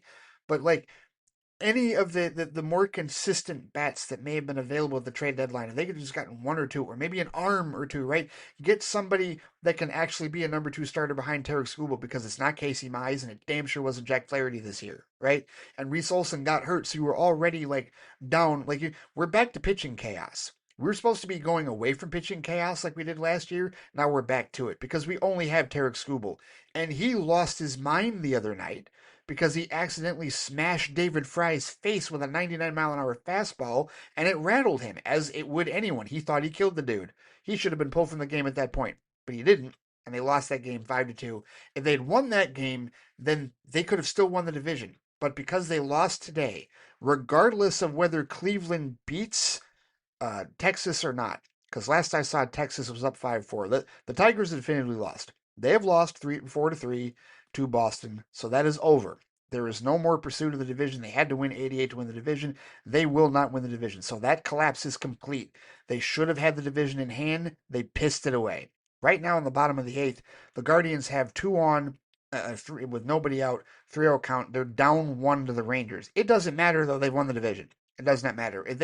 Because even if they end with the same record as the Tigers, they hold the tiebreaker, which means they've won the division, right? The Tigers needed to win, and they needed the Rangers to beat Cleveland in order to win the division going into today. That is now no longer the case. The Cleveland Guardians have won the AL Central Division because the Tigers pissed it away. And yeah, I am pissed at them for that because they could have done something. I understand that this isn't the roster you're looking to compete with, but you don't get to dictate that when it becomes competitive, Scott Harris. Like you should, because now what you're gonna have to deal with, you're gonna have to deal with a fan base of pissed off, angry fans that are gonna be like, "What are you doing, dude? Like you're holding out for the kids. You won't do anything. You won't bring anybody in to supplant the team that you actually have playing on the field. So why should we trust you? Why should we spend our hard-earned money to, like with you and Chris Ilitch to go to Comerica Park every game only for you to piss away the division like this? No, it's ridiculous, and I don't agree with it, even though I see exactly what they're doing, and it's unfortunate because you know what, the Tigers are going to get thrown down a flight of stairs either by Cleveland or whoever else they play in the first round. It doesn't matter. This team is not a playoff team. This team is not going to do jack and shit in the playoffs. They're not. I will go ahead and tell you that. Whatever. It is what it is. But yeah, that's the long and short of it, to be honest with you, is that the Tigers are not that good. And they certainly played above their skis for the majority of the year in a shitty division, I might add. The Central Division is garbage. The American League Central is a garbage division. So don't expect Cleveland to do a whole lot either, right? Between the Yankees, the Red Sox, and the Mariners, those are your actual potential contenders for a World Series. Cleveland isn't doing shit, and neither are the Tigers. Like we are the two worst teams in this playoff like setting in this regard. So no, absolutely not. And I know that those other teams have their warts or whatnot. Maybe it's Seattle's to lose at this point, coming out of the American League, but whatever. Uh, yeah, I have a lot of thoughts with respect to that. And we can never have completely nice things as Detroit sports fans. Somebody's always going to be a moron. Somebody's always going to be stupid. There's always going to be a general manager or an owner or somebody who thinks they're smarter than everybody else and only cares about ticket sales as opposed to actually fielding a competitive team with the roster that they've got. And oh, we can just hold out for the kids. No, the hell you can't. Because you've pissed off a number of fans that are now looking at you like WTF, and they have every right to look at them as WTF. So you didn't ask for a long explanation with respect to that, or maybe you did. Either way, yeah, I hear you. Bring on October. We've got October baseball. Yeah, they did the whole thing where they celebrated because they won yesterday and clinched another playoff spot for the second year in a row. And they've got the October strong shirts or whatever. Yeah, okay, fine, whatever. They will not get past the first round. Book it. The Tigers will do nothing. Absolutely nothing in the playoffs. So yeah. And I guess we're just going to have to keep waiting for those kids to come up and actually, do something, because Scott Harris is not interested in doing anything with anybody other than the kids that he drafted. So, whatever. It is what it is. So, all right. A little bit more baseball here. He's asking, have you ever watched one of Apple TV Plus's MLB game broadcasts? In my opinion, they have the highest quality broadcast of any platform I've seen. The image quality is just so crisp on Apple TV Plus. In tonight's game, the announcer said it's the first time ever in broadcast history that iPhones were used to broadcast a live sports event, and damn, it looked great. All right. I'm 50-50 on this because on the one hand, I hear you in terms of the picture quality and in terms of the actual like broadcast itself, like what you're seeing in terms of the game action and the different angles. Yes, that is cool. I even like how they incorporate the graphics package into your Apple device, whether it is your iPhone or your iPad or Apple TV, whatever it is, whatever receiver you're using. I like how they incorporate it in there so it's interactive with your actual interface that you're controlling through your remote or your device or whatnot. I think that's all great. The other 50% of that, though, is that Major League Baseball and Friday Night Baseball is just a vehicle for Apple to sell iPhones. That's why they did that thing with the broadcast, because the iPhone 17 just released, and they go, hey, we want our audience that subscribes to Apple TV to buy more iPhones, to upgrade, to get the new device. So let's do a gimmick with our Friday Night Baseball broadcast where we show them how awesome the iPhone 17 camera looks, and we'll put it on the field. We'll do this, we'll do that. And it's all revolutionary. Yeah, it's a marketing ploy. It's marketing. This is the difference between Apple and Amazon when it comes to any of the studios that had streaming apps. Apple and Amazon have unlimited, like, budgets, if you will. It does not matter. When I hear people talk about, well, Apple spent $1 billion on content and Amazon spent $1 billion on Lord of the Rings, and people act like, oh, well, they're going to have to scale back. No, the F they're not. Jeff Bezos and Tim Cook don't have to scale back shit with respect to content budgets because content is not their primary bread and butter. Apple's primary bread and butter is iPhones and iMacs and iPads and any other of the devices that you go into an Apple store to purchase and talk to somebody at the Genius Bar about. It's not baseball. It's not movies. It's not shows. They literally use their content to sell devices. Go and look at Apple's numbers last year. Look at the billion that they spent on content, and then look at the 9.5 billion that they earned last year, right? In revenue. This is nothing to them. So while I'm glad that the picture quality and the different angles and the innovation is looks awesome on Friday Night Baseball, I know what it actually is. It's marketing for their product. It's to get people that watch to upgrade their iPhones and buy new Apple devices. And I'm not knocking them for it. Hey, great thing. You're a tech company, you've got all this at your disposal. You want more of your audience to buy into it. Yeah, absolutely. By all means, go ahead and do it. But I will say this. They do need to improve the broadcast themselves, right? Like if they're going to make a foothold into this, then I do think their partnership with Major League Baseball, not to denigrate the announcers that are there, but I mean, there's so many other like they can get stronger announcers, I think, with respect to and also they need to fix the audio algorithm. I like the choice that you have where if you're watching a broadcast, you can switch the audio to the radio feed from the hometown team or whatever team you're following, right? Like for me, like if I was watching that game on Friday, I could have switched to 97.1, which is the FM talk show, the FM talk station here, 97.1 The Ticket, and I could have listened to Dan Dickerson and I think Dan Petrie, or no, Andy Dirks, if I'm not mistaken. I could have listened to them, their broadcast. Like their play by play would have been the audio for me. But here's the problem with that. The problem is that it's the raw audio. It's not the actual audio from the broadcast. It's the raw audio from the booth, which means that when they're in a commercial break, we hear them unedited, and that's a no-no. You don't want to hear these broadcasters unedited over the internet because who knows what they're going to say. Now, they should be careful. They should understand that it's a hot mic, and hopefully Apple has warned them, hey, anything in between the breaks, they're going to hear you, right? Hopefully Dan Dickerson and the like know that, but still, they should refine that a bit, in my opinion. I mean, they're a tech company. They should be able to do that. And so just some refinements here and there with the actual broadcast team itself. Picture quality, integration into Apple TV Plus, phenomenal. Now figure out all the other stuff, all the other actual baseball stuff that will strengthen the broadcast and bring more of the baseball fans that don't necessarily have Apple TV into the fray. That's when it'll really start to cook, in my opinion, to be honest with you. They're off to a good start. I'm not saying it's a bad thing. Friday Night Baseball is a good thing. And they should make more marketing inroads with Major League Baseball because Major League Baseball needs all the marketing help it can get at this point.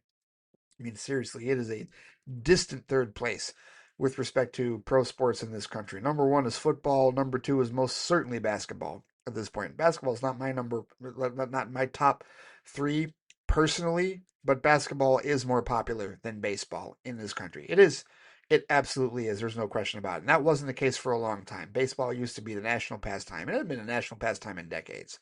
And it hasn't been number two in a while, truthfully. So we'll see what Major League Baseball does with respect to that. But hey, integrating with Apple and doing more on the streaming side absolutely can benefit them and help them in the long run for sure. All right, on to some Scarathon updates. Alex says, I watched a few more movies for Scarathon this past week. First up was the classic An American Werewolf in London. Which version? Didn't they make a couple versions of that? He says this movie felt very tonally jarring at first, jumping from high stress, tense moments to goofy comedy. I looked into it, and apparently this movie revolutionized the horror comedy drama with its balance of scares and laughs. So that's the older one, then, right? Because there's multiple versions of this, aren't there? Oh, apparently not. No, there's only one version. There was a proposed reboot, but it went into development hell, and they've done nothing with it apparently, according to this. Although it says, let's see, June 2009, announced that Dimension Films, working with producers Sean and Brian First on a remake of the film, has since been delayed due to other commitments. August 2016, several reports suggested Max Landis, son of director John Landis. Oh, John Landis directed the original? Interesting. Was considering remaking the film. Then they reported November of that year that he would write and direct a remake. Then December 2017 confirmed on Twitter he had completed the first draft of the script, but beginning in late 2017, accusations by a number of women that Landis had abused them emotionally or sexually began to emerge publicly. In the wake of those allegations, it remains unknown if Landis will be replaced or if the project will be put on indefinite hold. That was 8 years ago. And it also says in November 2019, Variety reported that Robert Kirkman, creator of the Walking Dead comic book series, was in consideration as a producer for a reboot of American Werewolf in London. All right, fair enough. So this movie, 1981, John Landis, which that intrigues me because I am a fan of John Landis films. Trading Places, Blues Brothers, Animal House, Coming to America. Yes, those are definite like favorites of mine. Oh, this is intriguing. So, directed by John Landis, written by John Landis, cinematography Robert Painter, music by Elmer Bernstein. Oh, Elmer Bernstein. Now, he is an interesting composer because you listen to his scores by themselves and they are like hauntingly great, like Taxi Driver and Ghostbusters. If you listen to the score for Ghostbusters, it doesn't sound like a funny movie at all. It sounds like a terrifying, like horror film. If you just listen to Elmer Bernstein's score for Ghostbusters, the first Ghostbusters film. So I would be curious to know what he did with respect to this film, An American Werewolf in London, the monster movie. Released August 21st, 1981. Running time 97 minutes. Okay. Intrigued. Like you said, it revolutionized the horror comedy drama with its balance of scares and laughs. All right. Have to remember that one. He said, next I watched Train to Busan, a South Korean zombie movie that's largely set on a train. At first, I was thinking, uh-oh, is this concept going to get old quickly? But no, no, it does not, he says. This movie was great. I'm frequently amused at how much humanity there is to be found in zombie stories, in the good ones anyway. I've also come to realize that one of my favorite tropes in fiction is when a group of completely different characters from completely different backgrounds have to unite for a common cause, and this movie delivers that trope masterfully. That's the thing about zombie movies is they are pictures and commentaries on humanity because the zombies are the plot device that forces the humans that are left to find their humanity, right? So that's the best zombie stories do this, whether it's, Dawn of the Dead, whether it's The Walking Dead, for people that either like the comic or the show or both, whatever, like that's what they do. So that's where the humanity comes from in zombie stories for sure. He says, finally, I watched the 1913 version of Dr. Jekyll and Mr. Hyde. Now, the reason I watched this, he says, is because I want to eventually watch all the Universal Monster movies, and this is technically the first one. This movie was made just 1 year after the formation of Universal in 1912. Unlike Nosferatu, this movie had no accompanying score. It was literally just dead silent the entire time, which honestly made things even more creepy. I don't know if I'd watch that. I really don't know if I'd watch that. Maybe. I don't know. He says, between this and Nosferatu, I enjoyed the latter much more. I never read the original Dr. Jekyll and Mr. Hyde novella, so it was tough to follow the story during most of this. There are so many long scenes where characters are just standing around and talking and talking and talking with no audio. I jokingly thought, are the actors aware the audience can't hear them? Yeah, they probably were aware because it was 1913, so yeah, they knew that that didn't exist yet as far as technology. Moving away from spooky season, he says, I rewatched Mission Impossible Rogue Nation, and it's tough for me to decide which one I like more between this one and Ghost Protocol. It's not tough for me. I like Rogue Nation better, truthfully. Ghost Protocol was good, but I like Rogue Nation better personally. He says they're both just so good. The addition of Rebecca Ferguson to the cast is huge and very welcome. That's a bonus for me. The opera sequence is a great display of action and build-up of tension. And of course, Psycho Tom Cruise actually hung off the side of that plane while it was taking off. I don't care if he was secured by harnesses, it's still a crazy and risky stunt. That sequence made my palms sweat. I can't imagine ever doing something like that. Yeah. And I would also add into the column of support for Mission Impossible Rogue Nation being the better of the movies between that and Ghost Protocol is that Rogue Nation leads into Fallout. Like there is a through line, right? Like Fallout isn't necessarily a direct sequel, but it kind of is, and they work very well as a pair. For all the people that love Fallout, you would not have Fallout necessarily if it were not for Rogue Nation and what Rogue Nation sets up and continues forward, right? And then, of course, they build on those for Dead Reckoning and Final Reckoning. I mean, the whole franchise is phenomenal. I love it, including Tom Cruise's psychosis with respect to his stunt and signing away the liabilities for his life every time he does one for the sake of the fans. Yes, totally. He says on the Peacemaker podcast, Michael Rooker revealed that he got poison oak during the sequence where he was dancing semi naked in the woods. Yeah, I could see that because he goes all out. Like Michael Rooker goes all out with anything that he does. Certainly, James Gunn inspires him to go even further out. So, yeah, hope he healed up well enough from that. It says Gunn initially wanted Dave Bautista to play Peacemaker in the Suicide Squad, but scheduling issues prevented this. Gunn said he can't wait to eventually bring Bautista around into the DCU. Yeah, and I'm glad he wasn't Peacemaker. That'd be a very different Peacemaker. The way that John Cena has really immersed himself into this role has really served the show well, I think.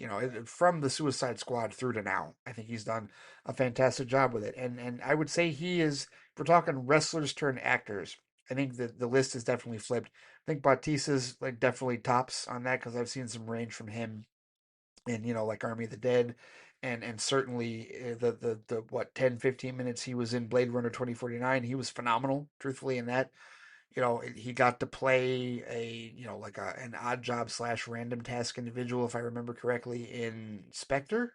Right, he was in Spectre, wasn't he? Yes, his character was named Mr. Hinks. Yeah, but he was definitely that type of a character in that film. So he's number one, but I would put John Cena like right behind him. I would. They've both surpassed The Rock. I will say that. And I know that he's getting great acclaim for this recent movie that he was in. But yeah, for right now, just based on, especially with comic book fare, I think I would put Bautista and Cena ahead of him in that regard for sure. He says, as for episode 6, I'm definitely one of the people who never would have noticed that all the background actors were white if people hadn't been posting about it online. With this knowledge in mind, let's just say my stomach dropped as soon as I saw Adebayo walking around on her own outside. Yeah, Alex, I would just refer to you to refer you to the comments I said earlier with respect to Straw Hat Goofy for anybody that didn't catch it.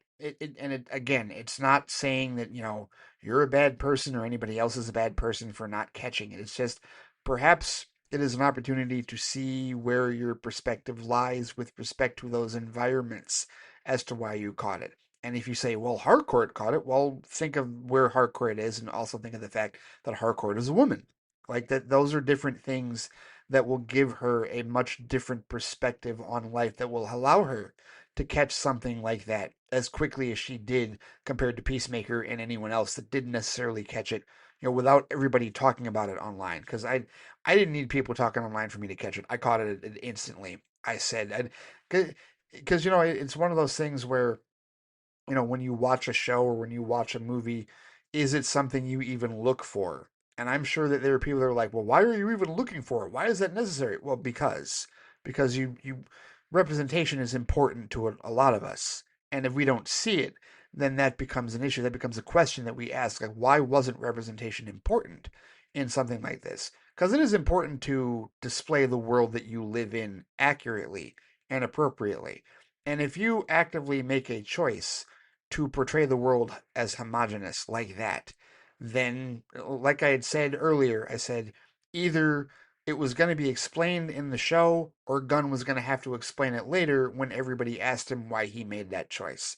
Sure enough, as any of us could have predicted, it's in the show. He did it on purpose for that reason. So, all right, cool. And now we'll see exactly where it goes beyond that, to be honest with you.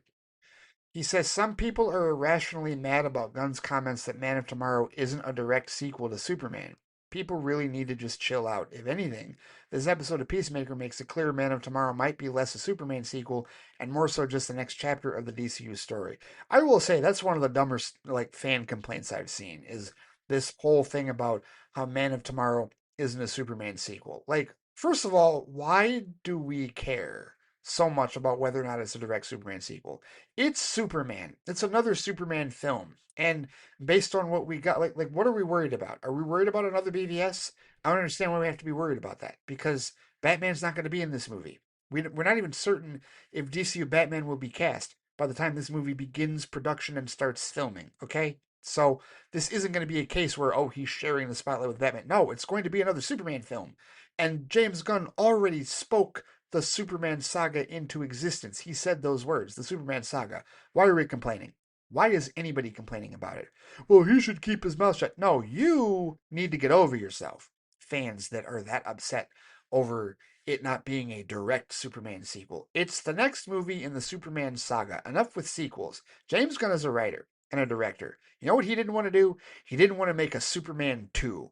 He didn't want to put a number or even a semicolon at the end of it and give it a subtitle, Superman the Man of Tomorrow. Now he may still have to do that because Safran or somebody at DC Studios might be like, well, you've got to put Superman in the title so that the general audience will know that it's a Superman movie. Yeah, potentially. That may end up happening for marketing purposes, but I bet he doesn't want to do that. From a creative standpoint, I understand why he doesn't want to do that. But why we get hung up over some of the dumbest, most ridiculous shit that means nothing in the grand scheme of things as fans because we're getting another Superman film, that is coming out of the one that we just saw in the DCU. What are we complaining about? Why are we upset? No, there are no rational arguments as to be upset over that. It's silly. It's really silly. So as far as I'm concerned, and people can agree or disagree with me on that, but that's how I feel about it. It's silly. It's a dumb complaint. So bring on Man of Tomorrow. People do need to chill out, Alex. I agree with that. So here, let's get to some Star Trek here at the very end of it. You said this time around for the next generation, I watched The Wounded. Yep, another great episode, but that's to be expected with season 4. At this point, I'm going to be surprised when this season delivers a subpar episode. I've been absolutely loving this show recently. You know what? That's interesting because the episode that you're going to mention next up, I wonder what your thoughts are going to be about that one. We'll see. But he says Captain Maxwell is a total that guy. I have no clue what his name is, nor what movies or shows I've seen him in, but I know I've seen that guy in things before. His name is Bob Gunton, and you absolutely have seen him in other things before. He's most certainly a that guy. He's a very well renowned character actor, and I'll name 2 movies. And once I name these movies, if you've seen either one of them, you'll know exactly who I'm talking about. Either Demolition Man or The Shawshank Redemption. Demolition Man was the first thing I saw him in, but I also saw him in The Shawshank Redemption later on. And I'd say those are probably 2 of the more well-known roles he's in, but he's done a ton of stuff. He was in Ace Ventura: When Nature Calls. He was in The Perfect Storm. Let's see what else. He was in Glory. I don't remember him in Glory. Interestingly enough, that's an older one. I'd have to. I know he was in it. I believe he was in it. But let's see. He was also in Dolores Claiborne. He was in. That's right. He was in Ghostbusters Afterlife. I completely forgot about that. Okay, fair enough. Because Bob Gunton is one of those actors that he hasn't been in a whole lot lately, so he's one of those where he's like, is he still with us? Is he still here? And yes, he is. He's 79. But yeah, he's a classic American character actor that has a ton of credits to his name. If you haven't seen any of the movies I've listed, odds are there's something else that you've seen him in. But I'm willing to bet that at least a few, if not all the movies I've listed, you've seen, more than likely, Alex. So yeah, he's 79. He's from Santa Monica, California. And yeah, definitely a classic that guy that you saw for sure. And again, just one of the many that guys that we see in the Star Trek universe, right? With respect to the movies or the shows. Like there are so many of them. And I feel like you've barely scratched the surface on a number of them at this point, just in the middle of season 4 of TNG. He says, what a power move by Picard at the end. He basically told Gul Macet that he knows the Cardassians were planning a shady betrayal, but he's still offering them a chance to get right. Picard's too highbrow to say mess around and find out, but that's totally what he's implying. Oh, yeah. And I should point out, Alex, that you have now been introduced into the Cardassians. Get used to them. Absolutely get used to the Cardassians. In fact, the actor that plays Gul Macet, his name, Mark Alemo. Now, you're not going to see Gul Macet again. I'll go ahead and tell you that. But you are going to see Mark Alemo as a Cardassian later, depending on how far you decide to go into the Star Trek realm with other shows. You'll see him. The Cardassians are a major player and are about to make a lot more noise in this show, TNG, and going forward in the rest of the Star Trek pantheon. Amr, who I haven't heard from in a little while, he's probably like he's in the middle of that, right? Where he's at with respect to his Deep Space Nine watch. Yeah, he's seeing that first and foremost, no doubt about it. So you said next up is Devil's Due, Live Long and Prosper, Alex. Yeah, Devil's Due. I don't know that you're going to dislike the episode, but I wonder how strong you're going to think that episode is compared to other episodes that you've seen so far. Because you've been praising and you've been hailing season four, which is fine. Season four is a great season. It's a fantastic season. The thing that I talked about before with respect to people saying that the turn started with season three, uh, me and others still say that because season three had some really strong episodes, stronger than the previous two. But if you're talking about episodes getting stronger, I mean, I've already said I think season five is the strongest season of this show, and you're not even there yet.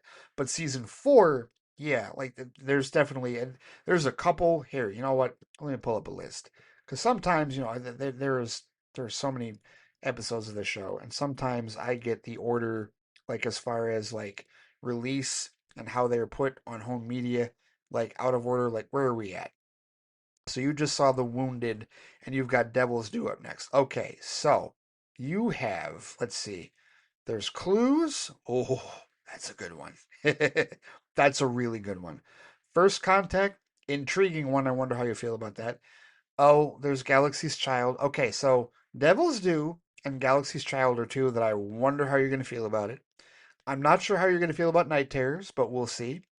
Identity Crisis could be intriguing. That's a creepy episode for a number of reasons. You'll see why. The Nth Degree. I don't know how you feel about that one either. Intriguing.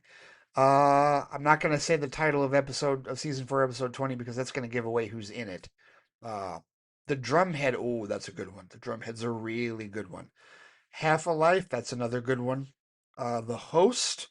The Mind's Eye, that's the one I was looking for, the Mind's Eye. I want to know how far away you were from the Mind's Eye. The Mind's Eye is, oh, that's something. Boy, that one's something. And then there's In Theory and then Redemption. So you've got quite a bit of, you're only about halfway through season four. So there's quite a bit more that you need to get through, but I am curious. I'm very curious now to see like how strong you feel season four is, because I feel like you've run into a lot of the really good episodes so far in season four, and there's still some really good ones that you're going to run into, but there's also some that I don't know that I personally would not put subjectively on the same level as the stronger ones in this season. So I'm very curious to know exactly how you feel about those when you get to them, and hopefully we'll find out here in the next number of weeks or so. But either way, Alex, thank you for your feedback. As always, greatly appreciated. I do not wish your Boston Red Sox good luck whatsoever, especially if you end up facing the Tigers in the playoffs, which I don't think will happen because I don't think there's going to be any way that we meet up. I don't know how does the matchups go here. Let me see if I can look at a grid here or a playoff chart or whatnot. So yeah, they just posted it on MLB.com. So yeah, we're playing the Guardians, obviously in the first round, and we'll probably lose if I had to venture a guess. Winner plays Seattle. So yeah, no, there's no way you're seeing us in the playoffs. Absolutely not. If you get past the Yankees, which I don't know that you will, if you get past the Yankees, then you'll have to basically you're dealing with your division, right? Either you get past the Yankees and then have to deal with Toronto, and then you might get a chance to deal with Seattle. So yeah, I don't think it's all that great of a path for you either, but you know what? You probably have more in your tank than we have in ours. We're not going to get past Cleveland. We're not even going to get to sniff Seattle, as far as I'm concerned. So, whatever. It is what it is. But we'll have plenty more sports to talk about because this is baseball season is ending, but we still got football season. The Lions are playing the Patriots this year, but once we get to hockey, then we can talk about Wings and Bruins. I don't know how much of a hockey fan you are, but I know I've heard you have talked before about the Celtics. You've talked before about Boston. And the Pistons were a playoff team last year, and we were looking for them to build on that this year. So we have some higher hopes with respect to the NBA. So perhaps we shall have some NBA conversations going forward here in the not too distant future. So either way, looking forward to that, good sir. As always, thank you for the feedback. And finally, we'll close out this week's episode with Jared Cardos, his email titled Flight Chat and Peacemaker Thoughts. He says, Hey Ray, hope you're doing well. Here are my thoughts on your last couple of episodes, as well as the most recent episode of Peacemaker. On the last Flight Chat, he says Stu talked a good amount about the recent Deadpool Batman crossover, which I also enjoyed quite a bit, but I wanted to add a few extra thoughts. In regards to the main story and having Greg Capullo draw it, it's mentioned that it fits because he drew Batman for a long time during Scott Snyder's New 52 run on Batman. But it's also fitting because some of Capullo's earliest work was in the 90s, drawing some of the earlier issues of X-Force, which featured Deadpool as one of the antagonists. It's really interesting to see his earlier art because while you can definitely see the influence of some of the 90s artists who at this point had become the image creators, specifically X-Force creator Rob Liefeld, you can also see a lot of what his own style will be as he matures and refines his own work. And he sent a panel here. This is Deadpool, Cable, and I do not know who this Lobo-looking woman in the background is. I'm uncertain of that whatsoever.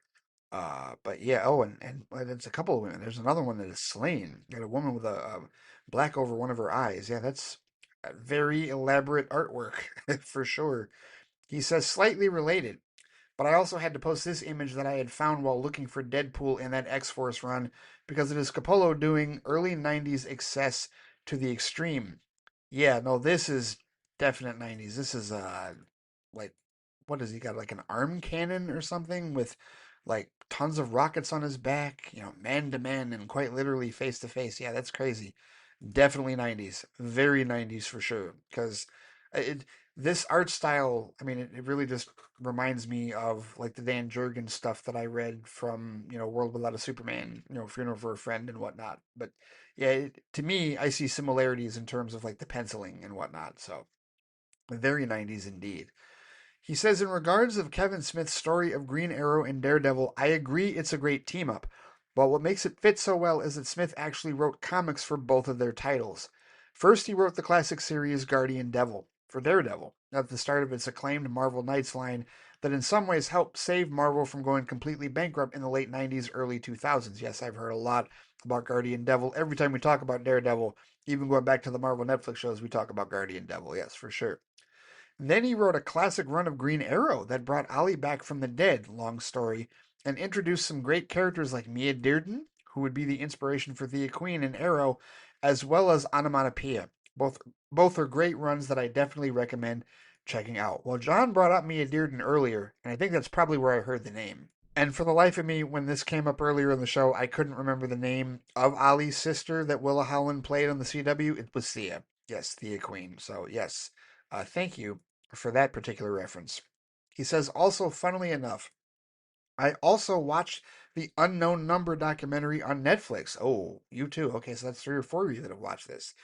He says, and I have to agree, it's pretty crazy to see what happened. I also watched that Katrina documentary series called Hell and High Water, and it was really well done. Not only showing the horror of the storm itself, but some of the ramifications of what came after, from actual neglect to well meaning but flawed attempts that equaled to about the same thing. Yeah, was that, who did that documentary? Well, according to this, Spike Lee and Samantha Knowles each directed an episode of it. But yeah, it's a docu-series about Katrina, and yeah, I can imagine that being a very harrowing documentary to watch. In addition to When the Levees Broke, which I believe that was Spike's initial documentary that he did on Katrina, closer to right after it happened. Way back when in the mid 2000s. Yeah, crazy, crazy stuff. He says finally on to Peacemaker, episode 6 of Peacemaker. That is, which I agree, he says, is probably the best episode from the season yet. I have a similar, different problem in terms of catching these episodes when they come out, and that I've often been working when it comes out. And while I was able to keep away from the big spoilers, I was able to glean that the prevailing twist that we all saw coming was there.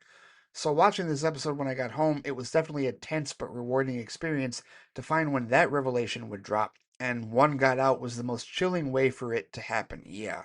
That's still, those three words, one got out, that's still the part where I'm like, okay, how bad is that going to be? How far are they going to go with respect to that in these last two episodes? We will see in a matter of days. He said one part of the lead up that I picked up on, which I don't think was mentioned in your episode, was actually Vigilante when he was laughing about all the differences. He says something about how his dad isn't gay in this universe, but what's more likely is that he still is, but keeps himself in the closet so as not to be in whatever it is that this world imprisons people who don't fit the Aryan ideal. Yeah. So that when he said that line, that didn't for me the delivery of the line, I didn't completely get why he was saying it and what he meant. Like, was he, when I saw it I was like, okay, does he mean that his dad isn't gay here or that his dad isn't gay back there? I wasn't certain which version of his dad he was calling gay. Like, that threw me off. And if that was a detail that was explained earlier, I don't know. But yeah, that is definitely something to point out for sure. Yeah, absolutely. And given how stone faced and unemotional his parents were when he walked by, then yeah, I think they're probably both have some closeted feelings about a number of things that this particular Earth will not allow them to, actually express out loud for fear of retribution. He says also on the whole Earth numbering and why they're saying Earth 2 instead of Earth X. I imagine that it's because I think calling it Earth X would give fans bigger expectations than what they can probably pull off. I doubt we'll get something like Overman or characters in those Earth X comics like Uncle Sam and the Freedom Fighters. Okay, so that's a valid point. Calling it Earth X, because yeah, there are other characters and there are other storylines and whatnot that are tied into Earth X that they're probably not going to do. In fact, as someone pointed out, and I forget who it was, pointed this out on Threads, but somebody pointed out that they felt that the character cameo with Lex was a bigger deal than the actual twist because the Lex has bigger ramifications. His deal with Flag has bigger ramifications on the future of the DCU. Whereas whatever happens on this Earth is going to, end with this particular season of Peacemaker, and that's a fair point. It's a very fair point that I would say with respect to that. So yeah, if they're naming it Earth 2 because they don't want to go into all of the dynamics of what Earth X actually is in the comics, yeah, I could see that. I could totally see that. We'll see. Depends on, if Gunn decides to address that or not, which he might. He just might. Outside of that, he says, the Lex cameo was also fun to see, and it looks like it might set up how we'll get that Lex and Superman team up in Man of Tomorrow. The funny thing about that scene is that one of the things I see people online talking about and trying to figure out is a certain line about his adjoining cellmates and their coital activities, let's say, and who they might be. Yeah, Lex makes a very raw statement about describing two characters that continuously have sex in the cell next to him. And yeah, I've seen people like trying to Google that description. Jared says the prevailing theory is that the man with dragon like skin is Killer Croc, which could work, but people keep suggesting Dr. Phosphorus for the other, but that doesn't track to me because he doesn't really have cartoon eyes, nor is he what I would consider a twink. Yeah, because that's the whole. But the other point of it is that like Lex made it very clear that they're having gay sex in that regard. So yeah, and that's where the twink line comes from.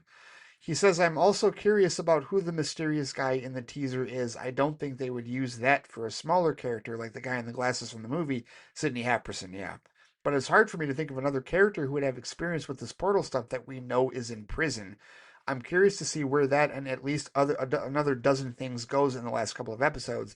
There feels like there's a lot of story left in these two episodes, and hopefully they're a little longer than the 40-ish minutes in the last few episodes have been, but I'm confident that they'll pull it off. So that's enough for me on this one. Thanks for reading, and I'm looking forward to your future episodes. Thank you, as always, for the feedback, Jared. I don't know if there's that much. I mean, you said it feels like there's a lot of story left. Like, okay, so as far as story that is left to go in these last two episodes, a resolution, obviously, of how they're going to escape this planet, a resolution of Chris deciding that he's going to go back to the real Earth, right? And then I guess whatever Flag's ultimate plan is in order to capture the portal, right? So what if it's a case? And I'm just spitballing here, I'm just guessing. What if all of this alternate Earth stuff is, wrapped up in the next episode, the penultimate episode, and then the final episode is all about them dealing with Flag and like the dimensional portal stuff. That could be what we're dealing with here. And just spitballing, just guessing. And to me, I feel like that would wrap things up pretty neatly. I don't know what else needs to be figured out at that point. I don't think you're going to get like a long term solution to what Adebayo's been going through with her ex or with what Economos has been going through, with his struggles, being part of the group and whatnot. I don't know how much you're going to get in terms of like the Argus supporting cast and like where they're going to go with things and like I don't think everybody's going to get a nice, neat, and clean like ending to their arc, but I really think it's just about Chris and Harcourt. Chris and Harcourt are the two characters where it's like, okay, no, you got to figure them out. You got to figure out what they're doing. You got to figure out where they're going and where they're at by the time this season is over in that regard. That's primarily like your ultimate goal with respect to anything going forward, right? That and the Lex stuff. Because if you're setting up stuff for Man of Tomorrow, then yeah, you're going to do it here. You're not necessarily going to do it elsewhere off camera in that regard, right? So I think that they have enough time. I hear you.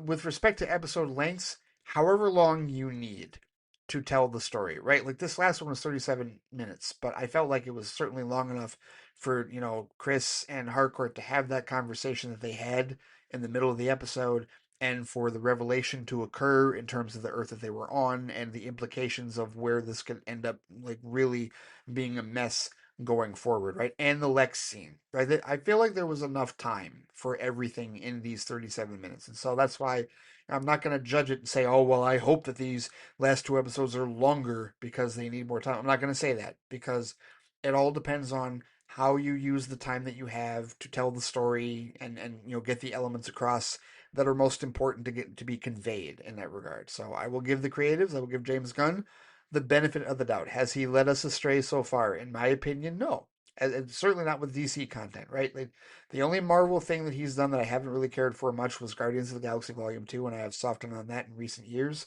But the Suicide Squad was very good. Superman is excellent. And I still need to fully watch and give my thoughts on Creature Commandos. But so far, Peacemaker has been excellent as well. So I am willing to give James Gunn the benefit of the doubt that whatever time he needs in these last two episodes, he used it wisely. We will soon see, subjectively speaking, here in the next week or so. But either way, thank you for the feedback, Jared. As always, it is indeed greatly appreciated. And that'll do it for this week's episode of Flight Chat. Thank you so much to everyone that sent in feedback. Thank you to John R. Thank you to Sam Otten. Go Lions, forward down the field. Yes, for sure. Thank you to Wally U for your thoughts on Peacemaker and whatnot. Thank you to Alex for choosing violence with your Red Sox praise and some sports talk, which of course, I love to indulge the sports talk. We'll see how much more of it we can get into going forward. And thank you, Jared, for your thoughts on Peacemaker and also your thoughts on Greg Capullo and the comic art stuff and whatnot. If anybody would like to join the feedback circle and give your thoughts on movies, TV, and other sort of media, any of the stuff that we talked about tonight, whether it was the Peacemaker episode or whether it's sports or whether it's anything else in the nerdy realms with respect to movies, TV, and other sort of media, you know where to find me on Threads and Instagram at the Flightcast. You can comment on the posting for this episode on the Flightcast YouTube channel. There's also the Flightcast Facebook page. I'm on Blue Sky at Flightcast, and of course, I can be reached by email at ray@theflightcast.com. Thank you all for listening. Take care. Stay safe out there, and I will see you all next time. Take it easy.